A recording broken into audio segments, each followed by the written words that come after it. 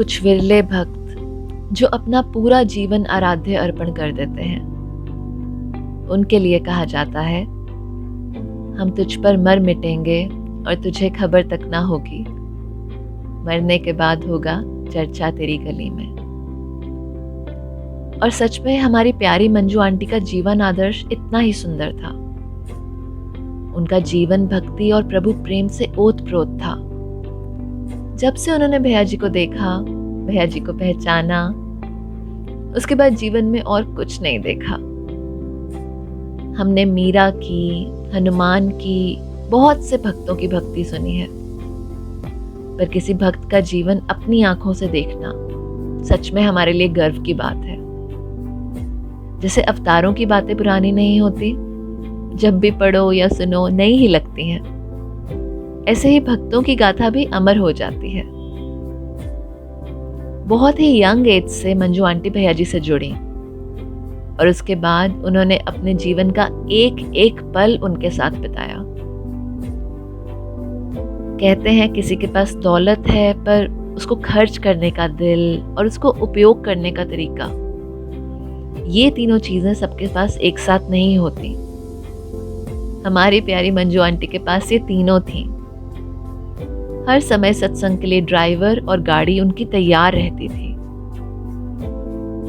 भगवान ने उन्हें सोने जैसा पर बहुत कोमल संवेदनशील मन दिया था, जो सबके लिए धड़कता था, सबकी फिक्र करता था, सबके दुख दर्द दूर करना चाहता था, सबको ज्ञान भक्ति के मार्ग पर चलाना चाहता था। सब उनके साथ कंफर्टेबल फील करते थे, चाहे कोई बड़ा हो, हम उम्र हो या बच्चा हो। वो सबको प्यार भी तो करती थी और किसी की गलती समझ आ जाए तो माँ की तरह डांट भी देती थी। सबसे मजेदार बात थी कि कोई उनकी बात का बुरा ही नहीं मानता था, उनकी डांट को भी प्यार से स्वीकार कर लेता था।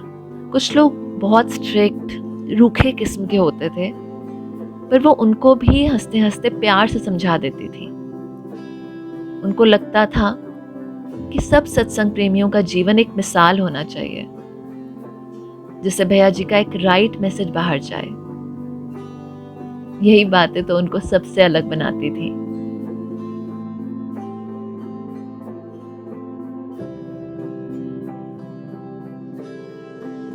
मंजू आंटी के फ्लैट की तरफ एक सत्संगी आंटी रहती थी। जब वो मंजू आंटी को सत्संग के लिए बुलाने जाती थी तो आंटी अपने ही बच्चों को बोलती थी, खिड़की से बाहर जाकर ताला लगा दो और कहना मम्मी घर में नहीं है। शुरुआत तो ऐसे हुई थी। एक दिन वो गुरुद्वारे में बैठी थी तो उन्हें ऐसा लगा जैसे किसी ने उनके कंधे पर हाथ रखकर कहा, अब तुझे यहाँ आने की जरूरत नहीं है, अब तेरी पुकार पूरी होने वाली है। तब तो आंटी को कुछ समझ नहीं आया, पर अगले ही हफ्ते भैया जी कृष्णा आंटी के घर सत्संग के लिए गए। वहां पहली बार उनसे मिली तो आकर्षण हो गया। उस समय उन्हें गुरुद्वारे में हुई बात का ध्यान आया और तब विश्वास हो गया कि सच में उनकी तलाश खत्म हुई, भगवान साकार होकर मिल गए हैं। ईश्वर की तरफ रुझान तो उनका हमेशा से ही था, अब उनकी भक्ति को आकार मिला। फिर उन्होंने मुड़कर नहीं देखा। अब तो मंजू आंटी के पांव जमीन पर नहीं लगते थे। वो सत्संग के बाद घर पहुंचती थी तो इंतजार शुरू हो जाता अगले दिन का। उस समय उनका पसंदीदा भजन था, लगी लग जाए दिल नू तेरी, दुआ ना हो और कोई मंग दी। जब भैया जी कहते मंजू भजन सुना, यही भजन गाती थी। उनके जीवन में भजन के माध्यम से उनकी स्थिति समझ आती थी। फिर एक समय आया जब वो गाती थी, करुणा क्यों करी हरि प्यारे,